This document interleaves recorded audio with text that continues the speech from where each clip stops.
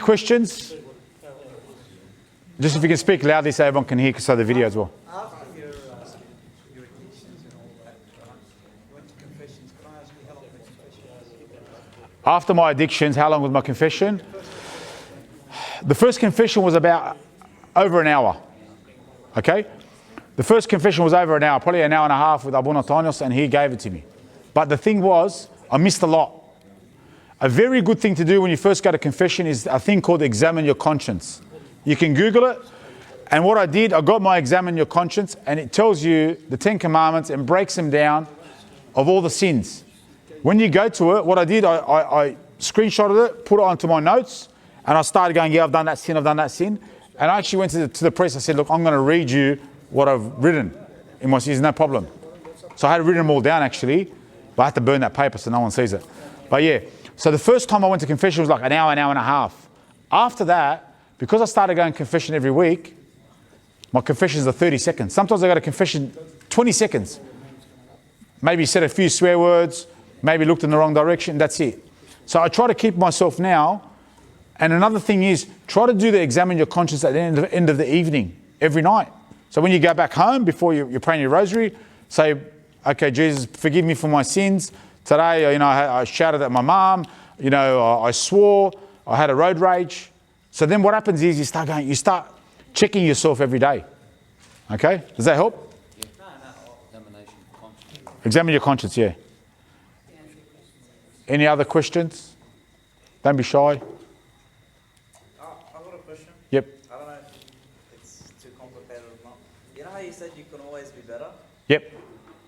For example, like Saint Veronica Giuliani, was there a point where like the saints reach where it's like, that's it, that's the highest? Okay, Saint Veronica Giuliani, she got to a level where she ended up going into spiritual dryness. Okay?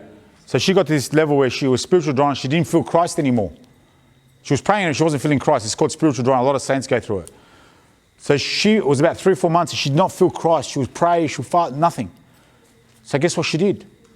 She went back to the sacrament of confession and she started going to confession 3 or 4 times a day. And then she started feeling Christ again. Mother Teresa, they reckon that she didn't feel Christ for 40 years. So she would go out to help the poor because she was helping the poor, believing that she's helping Christ. I got goosebumps. So a lot of saints, they go through spiritual dryness. And if you're going to that level where you're getting spiritual dryness, it can be a good sign, but it's very dangerous too because it can push you away from the faith. But these saints, they stay and they plod along. And no one is perfect. Everyone can always do better. The devil tempted him for 50 years. 50 years, Padre Pio. Question? Charlie, thanks for your testimony. Thanks, John. What do you say to your critics that say you're a troublemaker, you cause issues in communities, you divide people, and you create more drama than good Pray for them. when you post things up? Now, I'm being the other side, I'm talking from the other side. It's not what I believe. I have a lot of respect for you, and I think you are truly a man of faith. But I'm asking, what do you say to the critics who say, Charlie Bacchus, go back, go hide in some place, we don't want to hear from you, this is not what we want to know. How do you deal with those people? Like from your testimony, what are some skills, what are some things? I tell them that they're right. No, I'm joking. We face the same thing every day. Yeah, okay. All right, perfect. Good question. All right. There's a couple of things. Firstly, I'll give you an example. Somebody rang and threatened the church today here saying, if you're going to have this Charlie Bacchus guy doing his testimony, and I'm gay and I'm Catholic and my son's gay and he hates gays, that's what they said to the priest. And the priest obviously said to them, Charlie doesn't hate gays, he just is against the sin. Now what people don't understand is that I don't hate anybody, okay? And one thing is very, very important. People are going to mock me, talk about me. It is what it is. I'll tell you, John, what I do, I pray for them. I pray for them. When I was dying in hospital in Lebanon, there was a guy, I'm not going to say names, this guy he's like a Protestant or something, I don't know, he's from our community and he's always had some battles with people in our faith. And he thinks he's above everybody. So he puts people down and stuff. But, anyway, I had some run-ins with him because, he was insulting women in our faith and saying that, you're separated, that means you're going to go to hell. And he was saying things like that. So I was like, trying to calm him down. And he was getting very like, who do you think you are to tell me what to say? So I had a few run-ins with him. Anyway, one day when I was in Lebanon dying in the hospital, somebody sent me a message. Said, have a look at, he sent me the message. I said, that guy that hates you just sent me a message saying, look at Charlie Bakos dying in Lebanon, gets what he deserves because he doesn't follow Christ the right way. And I was rock bottom in the hospital. And I was getting angry, not because of that, I was getting angry, I thought I was going to die.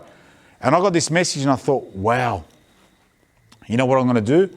I'm going to offer up my sufferings for this guy. And I prayed for him. I've done that many times, John. There's a lot of people that have talked about me, mocked me, whatever, and people who I know directly, that still till now don't know that I know that they've said things about me. And all I've done is prayed for them. One day down the track, someone related to them ends up in a coma and they ring me up, Charlie, this and that, can you organise a prayer group? And I do it. They don't know that I know that they spoke about me or whatever. Our mission is to bring people to Christ, not to divide, okay? Not to cause trouble. And my message to you and to anyone else listening is that whatever, if somebody mocks us or hates us at that persecution, Jesus warned us about it, and it just means you're doing the right thing. If you don't get critics, you don't get haters, then you're probably not doing the right thing.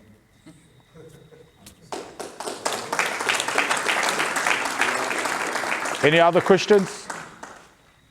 Bridget? You walked me through, you were talking about, you were living this life and then something made you, like it was Lent and you thought, I'm going to fast. So I might have missed what fasting looked like for you. Yep. But was it your addictive personality that kind of got you to go, I'm going to raise 10 grand? And like, is there a bit of an... No. So to me, okay. To me, my problem was my personality is an addictive personality, and I've got to be doing 1,000 things at once. Like I said to you, when I was playing poker, I'd be playing poker, and people say poker is a patience game. I had to play every hand. And if I wasn't playing a hand, I was on my phone putting a sports bet on and then messaging a girl. So I was 24/7 doing something. And my wife looks at me now, and 24/7 I'm messaging people. People need prayers, people need this, and people go to me, oh, Charlie, do you have a job? How do you work and do this? Like, are you sure you work? Like, how can you do all these prayer groups and talks and this and that and charity and still work? So it's actually helped me because my addictions, I've always got to do something. Okay? So I've turned my addictions, instead of playing poker, I'm doing charity. Instead of winning 10 grand, I want to raise 10 grand for charity. So I've turned my life of sin. I believe everyone's got a gift or multiple gifts. Okay? What I've learned is my gift is the gift of my tongue, gift of the gab. I used to use it to pick up girls. Now I use it to pick up lost souls. So everyone's got to find their gift. Okay? Everyone in this room has multiple gifts. Okay? Some people will say, oh, I don't have those gifts. So you don't have to be a good talker. Some people have money. Money as a gift. What are you going to do with it? You might build charity. You might go and help the poor. Okay? If you've got, for example, a good network, that's a gift. So you might use your network to bring people to talks like this. Okay? If you've got a business, you might have a business with 100 staff and you might say, you know what? Let's go out and see if we can hire somebody who's struggling at the moment. Okay? And show Christ through your actions. So to me, showing Christ through everything I do 24/7, and even now I'm doing this talk, like the devil was tempting me today and yesterday. I was going to message Pierre and say, I'm not going to do this talk. Like the temptations was everything, right? So, but I know it's the devil because I've done it so many times before. So to me, I use what was my vices, what was in my past, I use it for good. Okay? So me being ADHD or I have to do something, so what I do is I focus that. Now raising 10 grand for charity wasn't really about the figure. To me, I was like, I'd like to raise about that figure. But look how Jesus, through everybody united, raised 700,000. Now, the thing is, it's not even about the money. Because one thing that I learned, it wasn't me, it was all of us together, was that Jesus was using us as our hands and feet, building this church in Lebanon. Now, there could have been some multi-millionaire came and said, here's a $700,000 check, here you go, build the church. Guess what happens? The thousands and thousands of people, a lot of them in this room that helped build this church, wouldn't have had the opportunity. But Jesus wanted the person to put $1 in, one person to pray. We were doing novena groups. Okay? Well, how do we start the novenas? Somebody said, oh, struggling to have children, can you pray a novena? I said, oh, what? I rang my mate, what's a novena, man? Never heard of it. I knew nothing. He goes, it's a 9-day prayer. I said, well, how does it work? He goes, you pick a saint and you pray a 9-day prayer, depending on what the intention is. Oh, okay, so it works like that. Okay. He goes, what's the intention? I go, this lady, she's struggling to have children. He goes, pray to Saint Gerard. Actually, ask my friend, I asked his friend, her name's Mary Weeby, she goes, pray to Saint Gerard. I said, who's Saint Gerard? Woman that couldn't get pregnant, prayed to this saint. And he goes to me, my son's name's Gerard. I go, why would you name your son Gerard? He goes, because we couldn't have children and now we've got a child. So the first time we got together, we rounded 27 names, put them on this group. We prayed this 9-day the novena. And the first person that got his wife pregnant, he basically said to me, he goes, listen, if my wife gets pregnant, we've been 8 years trying to have children, I'm going to give you $10,000 for this church. I said, mate, we're not selling fruit in the markets here. Like, pray. If God grants you a child, do what you got to do. That's got nothing to do with me. He goes, no, I did a nidr. I promised that if my wife gets pregnant, I'll donate $10,000 to this church. I said, do what you got to do. He was the first one, his wife got pregnant. From those 27 names, 7 people got pregnant in a matter of a few months. Okay? Then the next group had 150. Till now, 7 years, we're close to about 200 people that have had children that couldn't have children. Okay? And even, not that we couldn't have children, but we prayed the novena to Saint Gerard. Me and my wife, we didn't even know, we got married on the Feast of Saint Gerard. When we Googled it, it was the Feast of Saint Gerard. I'm like, wow. And then we prayed the Saint Gerard novena on our anniversary, and then we have Lily Maria. So the power of prayer and the unity of prayer, and these churches being built and these charities, it's not about money. It's about uniting people. And I think God, that's what he wants. He wants everybody to contribute in some way. It could be through prayer. Some people haven't donated $1, but they've been in every single novena prayer. And I feel that they've contributed to every single one of these miracles that have happened. When we had Nicholas, his mother passed away with the helicopter crash, we prayed on Zoom. And I thought, wow, we've had 3 people in comas that we've prayed for in the past that got out of comas. Then I went and researched. I'm like, no, it hasn't been 3, it's been 7. Oh, no, it's not. Now I've calculated there's 12 people that were on their deathbed that got out of the comas through our power of prayer. So God blesses it. When we had that kid, AJ, that was missing during lockdown, we started a Zoom. I thought, okay, I'll get people on Zoom. If we get 50, 60 people, beautiful. It maxed to 100. Next day, I maxed it to 500. I had to pay for the 1,000. We had a Zoom rosary with 1,000 people, 1,000 families. It went for 35 days in a row, every night, Monday, Tuesday, Wednesday. Imagine that. 5,000, 6,000 people praying a rosary via Zoom. I didn't do anything. God was blessing everything. God was making all this happen. So forget money. It's not about money. You can do prayer. You can do charity. Charity doesn't mean you have to give money. You can say, hey, I'm going to come out and feed the homeless. I'd rather someone who's very wealthy come out and say, you know what, I want to get my hands dirty. I want to go to Lebanon. I want to feed the poor. That's more powerful than that guy cutting out a check. You know what I mean? So it just depends. Then the people don't have any money. They can pray. We've got a lot of prayer groups. Okay? Does it hurt your brain talking and thinking so fast? No. No, because I like I said in my past, I had to talk to 7 girls at once, so I got used to it. Cool. No, take it. You Joseph. said a lot of great points today, but if we were to walk out with one lesson, what would it be? Never stop. My most powerful thing would be that quote, Acts 20:35. Blessed are those who give. It is blessed more to give than to receive. Okay? Giving is more powerful than receiving. And what makes everything more powerful is our Lord Jesus Christ. So Jesus will bless everything that you do, not yourself. You give him. That person that gave Jesus the 5 loaves and 2 fish, he said, Jesus, this is an example. He said, Jesus, I'm going to give you everything. Jesus blessed it and fed 5,000. Charlie Bakos, my example is I came 7 years ago to Jesus. A lot of people say to me, Charlie, can you explain to me how Our Lady appeared to you in a dream, or Saint Charbel came and tears came out of his statue? Like, what are you talking about?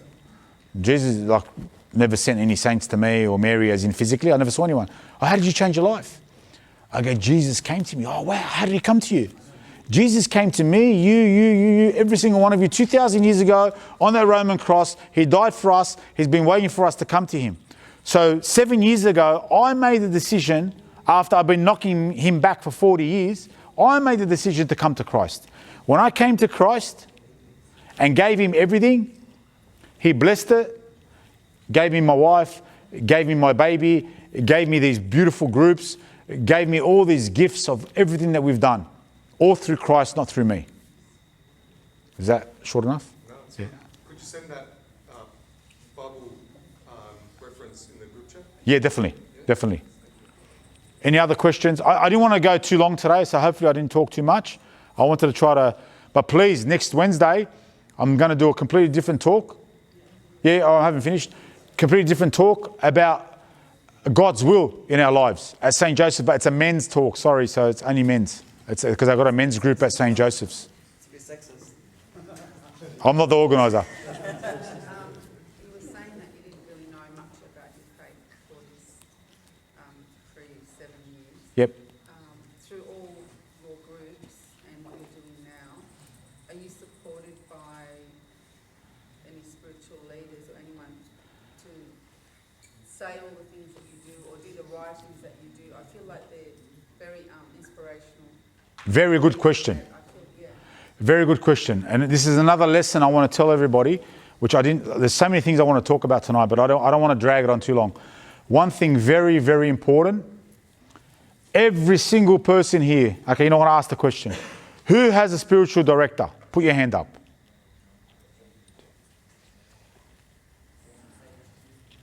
Maybe 9 out of 100. Okay? Every person here needs to get a spiritual director. What is a spiritual director? A spiritual father, a priest. Okay? So I'm doing this talk. I ring up Abuna Jean, who's my spiritual father. Abuna Tanos was my spiritual father. Okay? And then because he's got 20 brothers in training, he doesn't have that much time. So Abuna Jean became my spiritual director. Okay? So everything I do, I ring him. Doesn't have to be about the faith. If I'm going to do something with my wife, I ring him. Anything I'm going to do. I rang him last night. I said, I'm doing this talk. He knew about it. I was already praying for it. I said, Abuna, I'm going to speak off the cuff. He goes, you need to mention Bible quotes. I said, Abuna, I don't know how to read and do Bible quotes, and I'll get flustered. He goes, tell me what you're going to say. I said, I don't know. He goes, let's just role play. So I said a few things, and he gave me these Bible quotes. Like he started. So guess what? Today, when I was coming here, I was reading them. I was learning. Your spiritual director is going to get you that next level to Christ. Fasting can be very dangerous. When you go next level, fasting is very dangerous if you don't have a spiritual director. Very good question. One day I was in Lebanon. I went to Medjugorje, came back from Medjugorje, went to Lebanon. It was just before Bat Maroon started, 2019. Again, I said, I'm going to pack my bags, go on one-way ticket to Lebanon. Okay? One-way ticket to Lebanon. Went to my finances. I've got $7,000 in my bank account. How am I going to get one-way ticket to Lebanon? You know what? I'll sell my car. I'll probably get 7-8 grand for it. But in Lebanon, you'll spend that in 2 weeks. The plane ticket and accommodation, it's gone. Yeah, I mean, how am I going to go? I actually told my boss I'm going one way. Tried to sell my car, couldn't sell my car. So $7,000. It won't even last you 10 days with your flights. Not even your flights, accommodation. There's your money. So I prayed, asked my spiritual director, leave it up to God. Bang, someone gave me a ticket to Lebanon. You know what? I'm going to go. Went one way to Lebanon. I went to Lebanon. I spent 5 months in Lebanon, 4 or 5 months in Lebanon. I went to Medjugorje twice, raised $150,000 while I was in Lebanon for the poor, okay, and came back with $7,000 in my pocket without touching the charity money. And saving so many people and helping so many. How? People were coming saying, Charlie, that blind man that you're helping, I want to give you $2,000 for his medication and $500 for your spending money. I want you to do this, this, and that. I thought, wow, God was God gave me accommodation. I went to a hotel with my cousin. I said to my cousin, I'm not going to stay in a hotel. I can't afford it. He goes, I'll pay for the first 2 nights and then you can go to the village. First 2 nights, we stayed at the hotel. Started talking to the hotel owner. He goes, I read the Bible every day. What are you doing? I told him we're helping monks in Lebanon. He goes, maybe you can talk to my wife because she doesn't believe in God. And he said that in front of his wife. Wow. I said, well, you're a man of God and that's how you talk to your wife. Give me 5 minutes with your wife and we'll see what happens. He looked at me and goes, what do you mean? I came, I sat down with her, I started talking about the faith. Within half an hour, she says, I want to do confession. I said, when was the last time she did it? She said, 35 years ago. I rang up Abunatanos. He wasn't up in the mountains. He was about half an hour away. We jumped in a taxi, took her to confession, came back. Guess what? They refused to take money from me. I stayed in the hotel for 4 months for free. I didn't take her to confession for that reason, but I felt God was allowing these things to happen. The same week, I went down to get a feed on the autostrada in Journey. I walk into this restaurant, and this guy is inside the restaurant. And he goes, oh, you look like you're from England. I said, no, I'm from Australia. He goes, oh, okay. He goes, oh, what are you doing in Lebanon? I said, I'm helping these monks and this and that. He goes, oh, do you believe in that stuff, do you?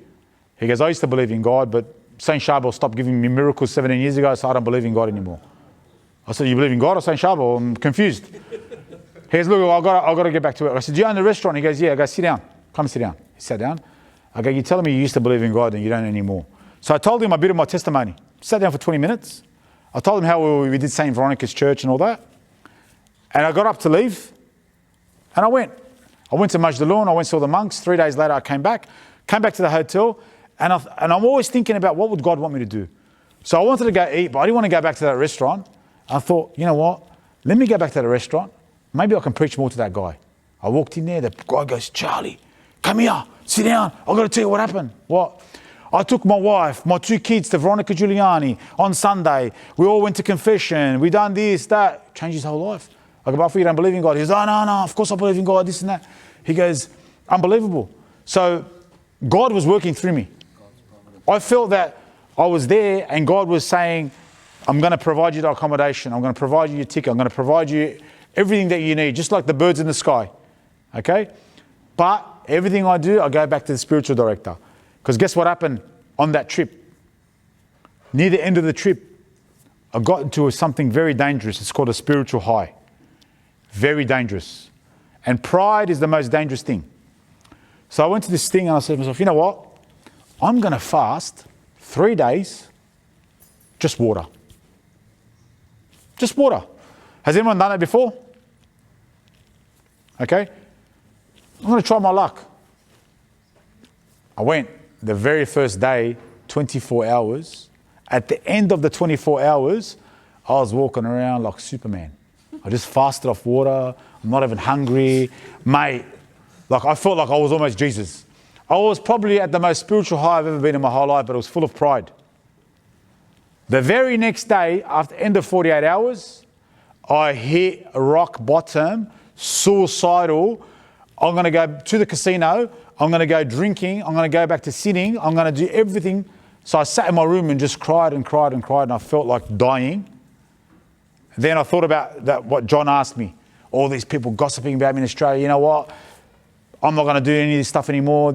It was like from the highest high to the lowest low. So I rang Abuna Tanis, Abuna Jean, and I told him. And I said, who's your spiritual director? I said, you are. He said, did you ask me about fasting? I said, no. He goes, who do you think you are? You think you're Superman? You're going to go and fast for 3 days off water? He goes, us monks, we took 15 years to get to that level. Who do you think you are without you asking your spiritual director to go and do that? That's your lesson. You do not fast on water alone ever again until you ask us. So my advice to you, get a spiritual director. It's like a coach. Did Michael Jordan win those 6 championships in the NBA without a coach? No. Which basketball or sports star doesn't have a coach? Your spiritual director is your spiritual coach. Very important. You will never win a title. You never get to winning things without a coach. That's why a spiritual director is very important. If only 9 people here have, I recommend you highly, go get one. Go speak to a priest that you build a relationship with. And also when you go to confession, what happens is when you've got a spiritual director, he knows your whole background. So if I go to a priest and I say to him, maybe, for example, you know, bless me, Father, if I've sinned. I met this girl on the weekend and had dinner with her. He's going to go, what's the big deal? I'm married with a kid. Like, I've got to go start fresh. But my spiritual director knows my whole background. I don't have to sit there and explain to him my history. That's why it's important to have a spiritual director. You can go to confession with other people, but it's good to continuously go confession with that spiritual director. And they keep you in check. Because at one stage, I used to do sneaky confessions. I used to go to St. Patrick's in the city because they used to say to you, no worries if whatever you're doing with girls, and that's okay, no worries. So whenever I did anything bad, when I was first in the faith, I thought, I'm not going to go to Abunatanus, he's going to hang me. I'm going to go to that priest over there, lets me do whatever I want. So it's not a good thing. I'm not telling you guys to do this because that's not the right thing to do. So now, like when you have a spiritual director, you feel even more guilty of that sin. Even though you should be guilty because of Christ, but it keeps you in check, if that makes sense. Sorry, did you want to ask something? Oh, no, okay. Yeah, Bridget? When you returned back to the faith, were you the prodigal son to your parents? Like, did they... Yes and no. Look, my mum was praying for me, my sister was praying for me. They didn't know how deep I was, how lost I was. So in a way, yes, okay, but not that deep because they didn't know. Till now, I don't think they even know all these details. If you're watching, you know, hopefully you don't understand what I'm saying because they don't understand English that good, so it's a good thing. No, I'm joking. But yeah, they didn't know exactly how deep I was. So, yes and no. Sorry, I can't see that far if anyone's putting their hand up at the back. How do you find the balance between work, family, spending time with your daughter, speaking to all these people on WhatsApp groups? Like, how do you find time? I'm telling you, through God's grace. No, I can't do it. I don't even know. I can't even answer that question. I've got anxiety just when you ask that question. Yeah. How do you find work? Go to church daily, speak to all these people. Well, you know what? It's a good question, and I'm going to give you a good answer. Like a lot of people struggle with time, like making time for Jesus, for example. I'm going to give you a good answer because it's a very good question. It gave me anxiety for 2 seconds, but with Christ, I'll get you an answer. The answer is pretty good. I was speaking to, I think, Joseph about this yesterday. I think it was you or someone else. For example, now that I've been doing the Bible reading, so I'll give you an example. 9 to 5 job. I wake up in the morning, go to my job. 6 o'clock, me and my wife go to daily mass. Come home 7, have dinner. 7:30, 8 o'clock. 8 o'clock, we pray the rosary. Then we sit down as a family, we read a Bible passage. We discuss it. Okay, and on the way to work, I do the catechism. So by then, it's 9 o'clock at night. Guess what? I'm so tired. I go to sleep. I haven't got time to sin. It's actually keeping me that busy that it's actually a good thing because it's occupying my time. Let me tell you something, and I'm sure everyone will know, you always go to sin when you're alone and you're bored. That word bored, I haven't heard, I've never used that word bored in my life, especially the last 7 years. If you're bored, there's a problem. And that boredom will open you to temptation. That's why it's dangerous. So I feel that this is keeping me occupied in a good way. But yeah, it's very hard and I can't do it without Christ. Now I'm a Josh, want to do this podcasting, like how much time it's going to take. But you know what? Even this, even though I'm talking off the cuff, but mental preparation, messaging all the groups and telling people to come and convincing guys that I know won't come to come and ringing them up and this and that. And I don't have WhatsApp, so I've got to physically ring them for 2-3 days and then try to prepare it. And then last night ringing the monk. And then today I said to my boss at work, I've got to leave early because I've got to prepare for this talk. And then coming here. And then now I'm going to go home and people are going to message me, can you send me the video? Can you do this? Oh, when's the YouTube on? Like, it's this thing is... Now that you've got a kid, do you have time to see her as well in between all of this? She goes to daily mass with us. Okay? She has dinner with us. She prays the Bible with us. She prays the rosary with us. And she was doing that in the stomach. So we were praying the rosary to her. So to be honest, when my baby was born, she was born and she couldn't breathe. So the first thing they did, they said, put it on your chest. I put it on her chest. As soon as I said that, they said, put it on her chest, but we're going to put it into NICU, whatever, for about 8 hours. I said, now give it to me for a second. I said the Hail Mary and her eyes lit up and that's it. She was out. She didn't even go to ICU because she's heard me say the Hail Mary that many times in the stomach. She knows it. Now when she's flustered, I say a decade with her. So we are spending a lot of time with each other. Does she watch TV? No. Does she give her the phone? No. I don't even turn the TV on. I don't have time for TV. To me, TV is a waste. I'm not saying judging anyone, but to me, I haven't watched TV in 7 years. I maybe watch once every 3 or 4 months something. But, you know, I just think I want to occupy my baby's life. I want to give her what I didn't have as a kid. Because I'm blessed that I'm not in jail or I'm not dead, or I could be in so many other places. And I think I missed, when I say a cat had 9 lives, I think I had 77 lives. You know, so through God's grace, you can do anything. You ask me how I'm doing it, God's allowing me to do it. Can I just say, I think it's a blessing to actually be busy and occupied. Amen. I have 5 children, 5 grandchildren. Wow. I learned a lesson when my parents were in hospital, and there was an old lady sitting in the bed, and every 5 minutes, excuse me, love, what's the time? Excuse me, love. There's nothing more painful than sitting there being bored. Being busy is really a blessing. Amen. That's what I want.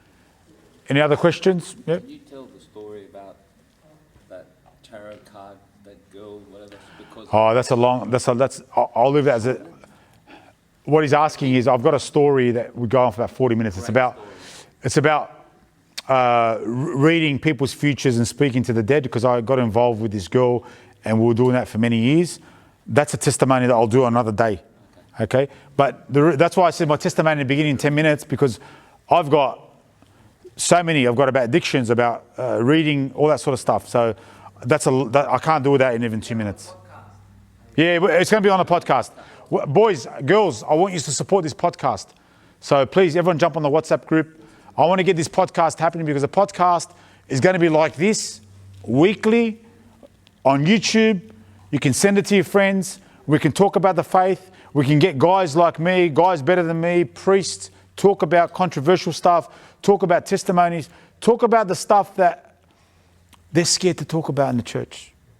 We don't want to talk about abortion because we don't hurt anyone's feelings. I want to hurt feelings. I want to speak the truth. Okay? So the podcast is going to be speaking truth and truth only. If anyone's going to get offended, don't join the podcast. Straight out. Speaking truth and only truth. Any other questions? I was just going to ask about the spiritual director one. So, like, you had one and then you changed. Yeah, I didn't. So I had one spiritual director, which is Abuna Tanyos. When he came back to Australia, both him and Abuna Jean sat with me and said, do you want Abuna Jean to be your spiritual director? Because Abuna Tanyos is going to be taking care of 20 brothers. He's not going to have much time for you. And Abuna Jean's English is better. So guess what we did? And everything you do, pray before you do it. So we went to St. Jerome's and we said, you know what? I don't mind the idea of Abuna Jean being my spiritual director. We said, well, let's go to Mass. They offered Mass for it. At the end of the Mass, we sat 3 of us and we said, let's put in our head, who do we want to be the spiritual director? And all 3 of us said Abuna Jean. So we made that decision. And when I met my wife, I'll tell you guys, when I met my wife, I'll do that very deep in St. Joseph's next week. Man, God was giving me a lot of signs, but I was praying. And every sign, I would pray for a sign. So prayer is very important. Fasting. My wife pulled me up yesterday. She said, we haven't fasted for your talk. So today we fasted as a family for today's talk. You know? So everything always focus on fasting, prayer. Put up the security. Put up CCTV. Put up everything. Yeah, there's still a chance that he can break in. But when you got CCTV and security dog and a patrol car going around and sensors, very hard for the thief to get in there. But once you let your guard down, once you go, you know what, I'm not going to go to daily Mass anymore, I'm not going to go to Mass, or I won't pray rosary this week, you slacking off, it's like you turn the alarm off. The thief sees the alarm's off, I've got to break in. Do you know what I mean? And that's what the devil does. He's always looking for openings. Don't leave him any openings. Block the homes. So follow up, I was going to ask, with your spiritual direction, have you ever had a time where you thought, hang on, what he's saying might not be right? But A lot of the times, but I just listen to them. you just listen. Okay? One thing about our faith, where I'm seeing a lot of people in our faith that they pick and choose the faith of, they cherry pick what suits them. I learned the hard way, and I learned from the very beginning. I don't believe my faith is about me. It's about what God wants for me. So everything is about God's will. Okay? So when my spiritual father says something and I completely disagree,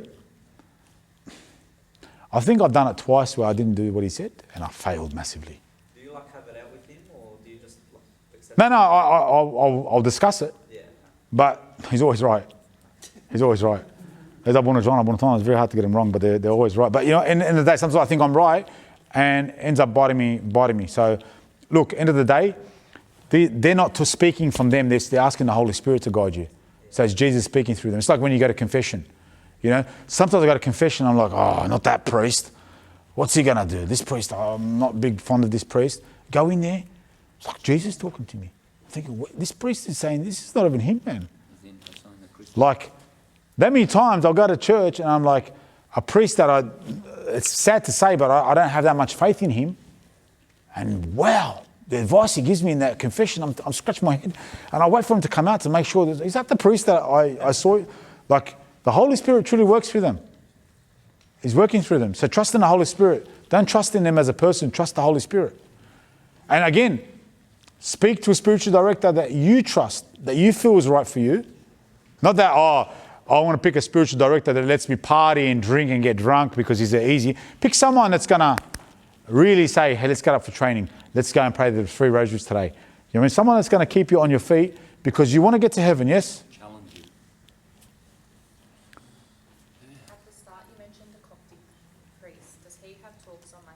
Yeah, YouTube. Father Anthony Messiah, Masih, Messah. I was watching some today because I was trying to think. He's very powerful, you know. And again, he's Coptic, but he's got some very powerful YouTube clips. And you know what? There's a few good priests and a few good talkers on YouTube and stuff.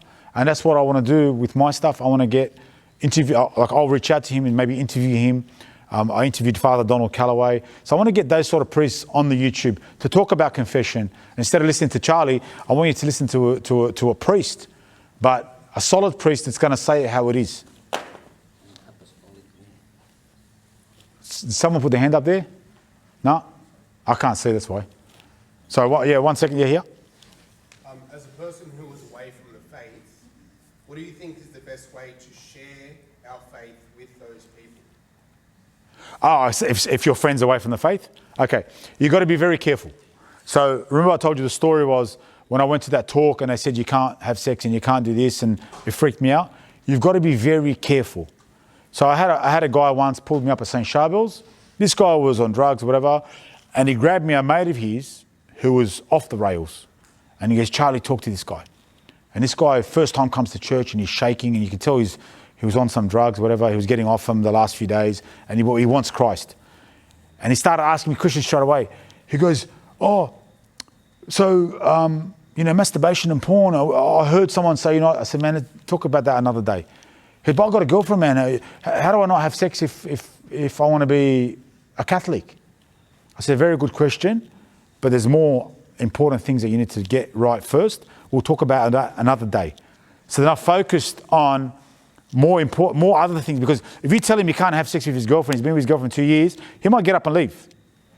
Not that I don't answer him, but sometimes bring him to church, bring him to adoration, let Jesus speak to him. Slowly, Jesus will open up to him. But if you're going to tell him straight away, it might freak him out like it freaked me out. And some people will say, was it bad that you left for 2 months? No, it was a lesson for me. So now when someone comes to me and he's fresh, I remember what happened to me. I don't scare him away. Yeah, but you got scared away and you came back. That's part of the test too. Yeah, that's right. True. But people I've seen be scared and never come back. You know how many times I've brought people to the church and the people in the church scared them away? There was a story of a guy who was sitting with me at my work. So I'm at work, and this is when I was a party guy. He was a party guy, and me and him had a bit of a challenge. Who can get more girls, whatever, and we had a bit of a conflict. This guy was an African, French, Muslim atheist. He was like born Muslim, but he's atheist, and he's like mixed nationality. Much better looking than me, but I had the mouth and he had the looks. So we challenged each other. Then we had a bit of a conflict. Then I came into the faith. And we had stopped talking before that. For 1.5 years, we didn't even talk. I'd go to because he was like nowhere near talking about the faith. So I wouldn't even talk to him. He wouldn't talk to me. I sit there. I have my rosary book. He sees what I'm doing on Facebook. One day my boss calls me. He goes, Charlie, what's his name's overdosed and he's in hospital and he tried to kill himself. And I just spoke to him and he's coming out in the next few days and he wants to talk to you. So he came. He came and talked to me. He said, Charlie, I want to ask you a few questions. I said, yeah, no problem. He goes, I'm thinking about becoming a Catholic. I said, oh, you want to become like born again Christian, yeah? Because most people I know, they convert to born again. They don't convert to Catholic, from what I understood. Because the Catholics don't preach a lot of the time. Because when I first learned the faith, especially when I didn't know it properly, even at school, oh, if you're Catholic, it's just between you and God. You know, those Protestants, those Bible bashers, don't be like them. So I was a bit scared to preach because that's what I thought it was. So he comes to me and he goes, no, I want to become a Catholic. I said, what? Anglican, born again? He's like, Charlie, I want to become a Catholic. I know the difference. So what's the difference? He goes, I've researched all of them. And I go, but why do you want to become a Catholic? As I've been watching you for a year and a half and the charity work that you do, none of the other Christian denominations do this charity stuff. And I can see how it's brought you closer to Christ. And I want to be like you. I freaked out. I was like, what? I thought he was joking.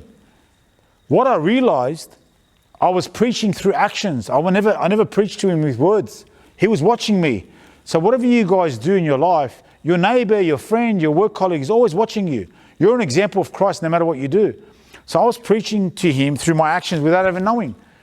I took him to St. Charbel's. Okay, St. Charbel's. Rock up at St. Charbel's. Told a few of the boys there, this guy wants to come to the faith. They looked at him up and down. What's he doing at a Lebanese church? He's not Lebanese. He's dark skinned. I looked at him, I said, this guy's serious? Straight away, I grabbed him. I said, look, I don't think this church is going to suit you. I'll take you somewhere. I took him to St. Patrick's to a Roman Catholic church. He done his course and became Catholic after a year. All through God's grace. So the moral of the story is, and that was my experience, not going to be experience for everybody else, was that allow God to work through you. And everything you say and do, you're preaching. Do you know what I mean? So sometimes just you sitting in church, I even say to people, sometimes maybe a young, pretty girl can be a good example, or a young guy in church. So a young, pretty girl, 21 years old, can go dress nicely, covered up, look pretty but not tacky, and go and be modest and go to confession and stand in the line, and the 16, 17-year-old girl is going to go, wow, she's pretty, she's older than me, she's going to confession. That might make the young girl go to confession. A cool guy with tattoos and muscles or whatever, looks like he goes to the gym, or he's an athlete, or he plays football for some team on TV, goes and stands in the confession line. Kobe Bryant used to go to church with his family. People would see, wow. Not that they're better than us, but everyone's a witness to Christ in different ways. Does that answer your question? Thank you. Someone, sorry, over there. Over here? Yeah, sorry, man. What made you choose the name Christian Lives Matter? Okay, Christian Lives Matter. Because when I first started in the faith, it actually started when everybody was, they were killing all the Coptics in Egypt, okay? And I thought, there's a lot of persecution of Christians in the Middle East, not just Maronites, but Maronites and Coptics and Melkites and Orthodox. And I wanted to unite the Christians, because there's always a little tension between Orthodox and Catholic and Protestants and this and that. And I thought to myself, you know what?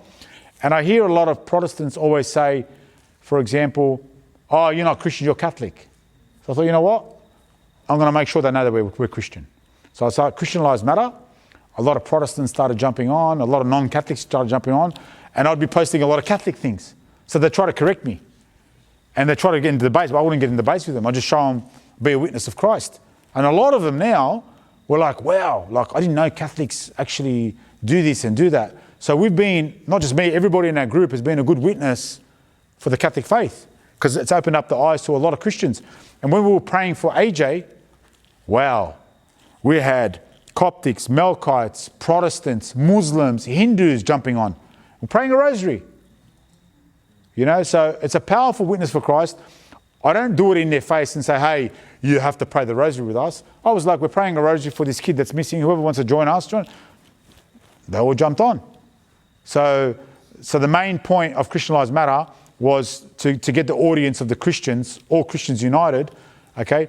And I started it before Black Lives Matter got big. So I started it about 7 years ago.